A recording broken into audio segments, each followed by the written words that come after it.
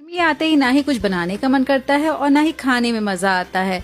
बस लगता है कुछ ठंडा ठंडा मिल जाए तो मजा आ जाए। तो बस आप लोग के लिए ही मैं लेकर आई हूँ एक नहीं बल्कि दो अलग फ्लेवर में मिल्क शेक की रेसिपी, जिसे पीकर आप रिफ्रेश हो जाएंगे। इसे बनाने के लिए आपको घंटों किचन में रहने की जरूरत नहीं है। 10 मिनट में ये मिल्क शेक बन जाता है और बाजार के शेक से कहीं ज्यादा टेस्टी, थिक, क्रीमी और रिच सा बनता है। तो चलिए इसकी रेसिपी को चुटकी में बनाते हैं।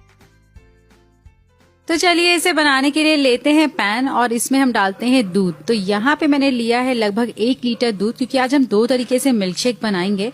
और दूध को अब हम बिल्कुल अच्छे से बॉईल कर लेते हैं। आप यहाँ पे कच्चे दूध का भी इस्तेमाल कर सकते हैं या फिर पहले से उबला हुआ दूध है आप वो भी ले सकते हैं। तो जब तक हमारा दूध बॉईल हो रहा है तब तक चलिए हम बाकी तैयारियां भी कर लेंगे। तो लेते हैं कस्टर्ड पाउडर, लगभग 2 से 3 टेबलस्पून कस्टर्ड पाउडर लिया है और इसमें हम डालते हैं दूध। तो जब भी आपको किसी भी चीज में कस्टर्ड पाउडर ऐड करना हो तो ये ध्यान रहे कि आपको इस तरीके से दूध में घोल कर ही डालना है। तो यहाँ पे कस्टर्ड पाउडर को दूध के साथ घोलने के बाद अब चलिए हम ड्राई फ्रूट्स को भी चॉप करके रेडी कर लेते हैं। तो यहाँ पे मैंने 7 से 8 पीस बादाम लिए हैं और साथ ही में 7 से 8 पीस काजू भी ले रहे हैं और बिल्कुल बारीक इस तरीके से चॉप कर लेते हैं। ड्राई फ्रूट्स डालने से जो मिल्क शेक है ना काफी रिच सा लगता है पीने में और टेस्ट भी बहुत बढ़िया आता है। जब भी मैं कुछ बनाऊं, और ऐसा हो ही नहीं सकता कि बच्चे देखने ना आए किचन में, तो ऐसे ही रीवा को भी काफी क्यूरियोसिटी थी कि आज बन क्या रहा है और मिल्क शेक का नाम सुनते ही तो उसे बड़ा ही मजा आ गया। क्या आपके बच्चे भी ऐसे ही पूछते हैं, उन्हें क्यूरियोसिटी रहती है कि बन क्या रहा है? कमेंट करके जरूर बताइएगा और वीडियो अच्छी लगी तो लाइक और चैनल को जरूर सब्सक्राइब कर दीजिएगा। तो यहाँ पे काजू बादाम को बिल्कुल बारीक चॉप कर लिया है और साथ ही में मेरे पास कुछ पिस्ता कटिंग थी, ये भी ले लेते हैं। अगर आपके पास पिस्ता कटिंग नहीं है, खड़ा पिस्ता है, तो उसे चॉप करके भी ले सकते हैं। और इस तरीके से हमारे ड्राई फ्रूट्स रेडी हो गए हैं और ये देखिए जो दूध है ना बिल्कुल अच्छे से बॉयल हो गया है। बस इसी स्टेज पे हम डालते हैं घुला हुआ कस्टर्ड। तो जब भी आप कस्टर्ड का मिक्सचर डालें उससे पहले इसे अच्छे से चला लें, क्योंकि कस्टर्ड जो है ना नीचे बैठ जाता है। एक हाथ से आप कस्टर्ड का मिक्सचर डालते रहिए और एक हाथ से स्पैचुला से चलाते रहिए, नहीं तो गुठलियां पड़ जाती हैं। यहाँ पे मैंने फ्लेम को लो कर दिया था ताकि कस्टर्ड जो है अच्छे से मिक्स हो जाए। कस्टर्ड से अच्छी सी थिकनेस भी आ जाती है और साथ ही में टेस्ट भी बहुत अच्छा आता है। मार्केट में जो मिल्क शेक मिलते हैं ना वो ऐसे ही बनाए जाते हैं। कस्टर्ड पाउडर डालने से क्या हुआ है, दूध का कलर देख रहे हैं आप चेंज हो गया है, हल्का सा येलोइश हो गया है। लेकिन अगर आपको दूध बिल्कुल व्हाइट रखना है, कलर नहीं चेंज करना है, तो कस्टर्ड पाउडर की जगह आप यहाँ पे कॉर्नफ्लावर भी इस्तेमाल कर सकते हैं। तो कस्टर्ड पाउडर डालने के बाद ये देखिए बिल्कुल अच्छे से बॉयल आ गया है और जो थिकनेस है ना कुछ इस तरीके से है। ना ही दूध बहुत ज्यादा गाढ़ा होना चाहिए, ना ही बहुत पतला होना चाहिए। अब इसे हमें और कुक नहीं करना है, फ्लेम को बंद करते हैं और इसे हम काउंटर टॉप पे रखेंगे। अब यहाँ पे हमें दूध को थोड़ा सा चलाते रहना है ताकि ऊपर की तरफ जो है मलाई नहीं जमने पाए। तो 2 से 3 मिनट तक हम इसे चला के हल्का सा ठंडा कर लेते हैं। तो यहाँ पे मैंने मिल्क शेक बनाने के लिए बेस बना के रेडी कर लिया है और इससे आप अनलिमिटेड फ्लेवर्स बना सकते हैं। लेकिन आज इसे हम 2 तरीके से बनाएंगे, इसलिए इसे 2 पार्ट में डिवाइड कर लेते हैं। तो आधा पोर्शन मैंने एक बोल में डाल दिया है और जो मिल्क शेक है हल्का ठंडा है, अभी पूरी तरीके से ठंडा नहीं हुआ है और अभी तक इसमें स्वीटनेस देने के लिए मैंने कुछ भी ऐड नहीं किया है। तो इसी स्टेज पे इसमें हम डालते हैं पीसी हुई चीनी। इसमें हम चॉप किए हुए ड्राई फ्रूट्स भी डाल देते हैं और सभी को बिल्कुल अच्छे से मिक्स कर लेंगे। तो यहाँ पे ये मैंने पहला फ्लेवर बना लिया है। दूसरा फ्लेवर बनाने के लिए लेते हैं बोल और इसमें हम डालते हैं बाकी बचा हुआ मिल्क शेक। और इस शेक को अब हमें रोज फ्लेवर बनाना है, तो इसमें हम डालते हैं रोज सिरप। रोज सिरप ऑलरेडी काफी मीठा होता है, इसलिए इसमें एडिशनल शुगर डालने की जरूरत नहीं है। सिर्फ रोज सिरप से ही अच्छी सी मिठास आ जाएगी। तो ये हमारे दोनों फ्लेवर के मिल्क शेक तो रेडी हो गए हैं। इसे हम पूरी तरीके से ठंडा होने के लिए आधे घंटे के लिए फ्रिज में रख देंगे। तो जब तक हमारा मिल्क शेक ठंडा हो रहा है तब तक चलिए बाकी तैयारियां भी कर लेते हैं। तो अभी हमें सबसे पहले बनाना है जेली।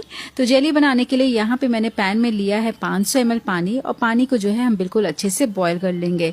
जैसे ही यहाँ पे पानी बॉईल होगा इसे हमें जेली के ऊपर डालना है। तो यहाँ पे मैंने एक स्क्वायर डिश लिया है और इसमें हम डालते हैं स्ट्रॉबेरी जेली का मिक्सचर। यहाँ पे मैंने स्ट्रॉबेरी जेली का पाउडर लिया है और इसमें हम गर्म पानी डालकर बिल्कुल अच्छे से मिक्स कर लेते हैं। यहाँ पे मुझे जेली को इसी डिश में जमाना था, इसलिए मैंने इसी डिश में ही डायरेक्ट जेली को घोल लिया है। आप कोई भी बर्तन का यूज कर सकते हैं।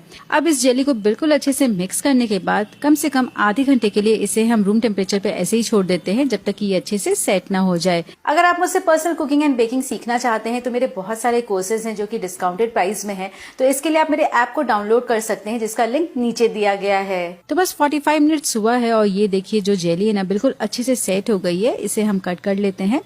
छोटे बड़े पीसेस जितने बड़े आपको बनाने हैं उस हिसाब से आप कट कर सकते हैं। तो यहाँ पे मैंने छोटे छोटे स्क्वायर पीसेस बना लिए हैं और अब हम शेक बनाने के लिए लेते हैं सब्जा सीड और इसे पानी में बिल्कुल अच्छे से भिगो देते हैं और इसे भी अब हम 15 से 20 मिनट तक ऐसे ही पानी में भीगने देते हैं जिससे कि ये अच्छे से फूल जाएगा।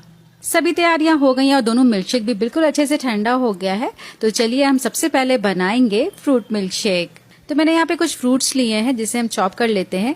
मेरे यहाँ मेरी बेटी को फ्रूट मिल्क शेक पसंद है और बेटे को मेरे रोज मिल्क शेक पसंद है। तो दोनों की ही पसंद का आज मैं मिल्क शेक बना रही हूँ और पीने में बड़ा ही रिफ्रेशिंग होता है।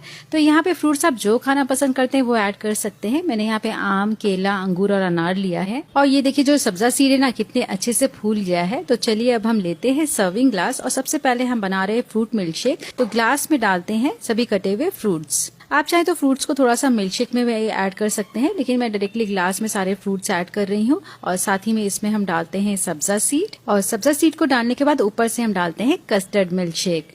आप चाहें तो इसे और भी ठंडा करने के लिए इसमें आइस क्यूब्स भी डाल सकते हैं।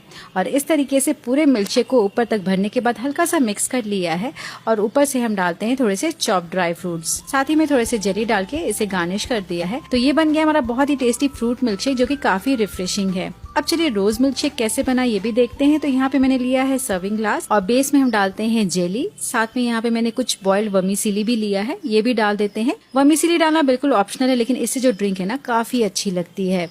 और फिर ऊपर से हम डालते हैं थोड़े से सब्जा सीड, फिर से थोड़ी सी जेली डाल देते हैं। जेली आप जितना खाना पसंद करते हैं उस हिसाब से ऐड कर सकते हैं। और लास्ट में इसमें हम डालते हैं रोज मिल्क शेक। मिल्क शेक डाल के एक बार बिल्कुल अच्छे से स्टर कर लेते हैं और देखने में कितनी रिफ्रेशिंग लग रही है ना ये वाली ड्रिंक भी। गार्निशिंग में मैं यूज कर रही हूँ थोड़े से वनीला आइसक्रीम, जिससे कि ये और भी टेस्टी लगेगा। और ऊपर से थोड़ी सी जेली और पिस्ता से इसे डेकोरेट कर देते हैं। तो घर में आपको कुछ भी रिफ्रेशिंग बनाना हो जो इजी भी हो, टेस्टी भी हो और सभी मन से पिए भी, तो ये वाले मिल्क शेक आप